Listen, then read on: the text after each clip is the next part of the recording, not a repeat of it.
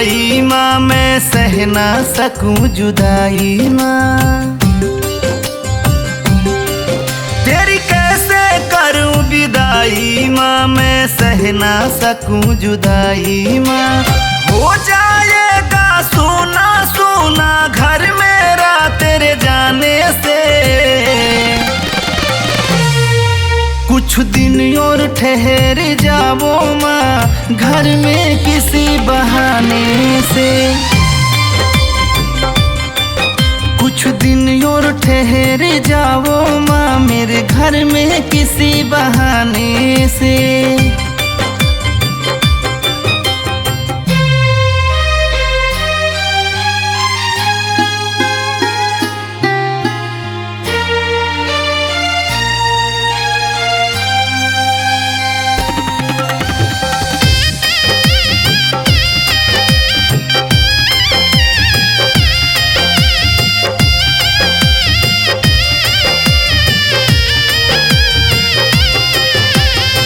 मन में तेरी छवि बसी है, कैसे तुम्हें भुलाऊंगा।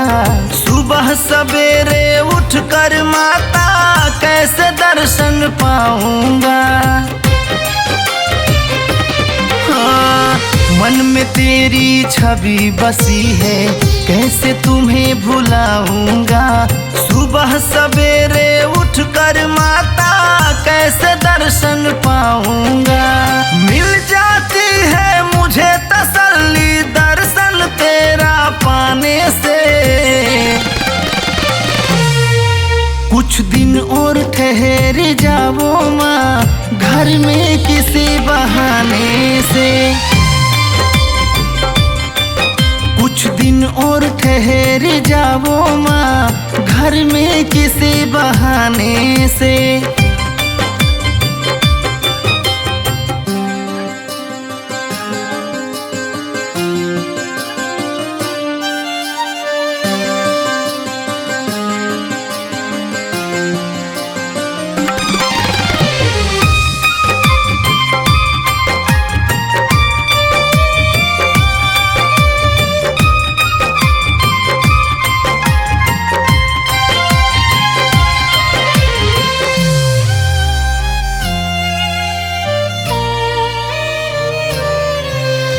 बिना तुम्हारे मेरी अखियाँ रहेगी निस दिन रोती माँ। जब तक घर में आप रहोगी, जलती रहेगी ज्योति माँ। बिना तुम्हारे मेरी अखियाँ रहेगी निस दिन रोती माँ। जब तक घर में आप रहोगी, जलती रहेगी ज्योति माँ। खुशियों से आंगन भर जाता तेरी जोत जलाने से। कुछ दिन और ठहर जाओ माँ, घर में किसी बहाने से। कुछ दिन और ठहर जाओ माँ, मेरे घर में किसी बहाने से।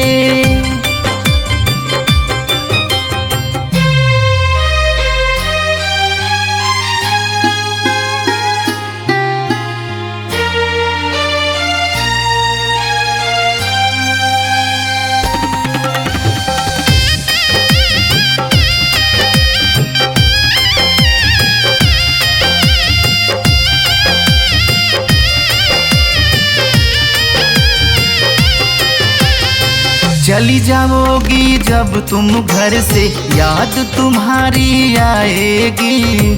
कहे अनाड़ी रह रह करके मुझको बहुत रुलाएगी। चली जाओगी जब तुम घर से, याद तुम्हारी आएगी। कहे अनाड़ी रह रह करके मुझको बहुत रुलाएगी। स्वर्ग सा मेरा घर बना था मैया तेरे आने से। कुछ दिन और ठहर जाओ माँ, घर में किसी बहाने से। कुछ दिन और ठहर जाओ माँ, घर में किसी बहाने से।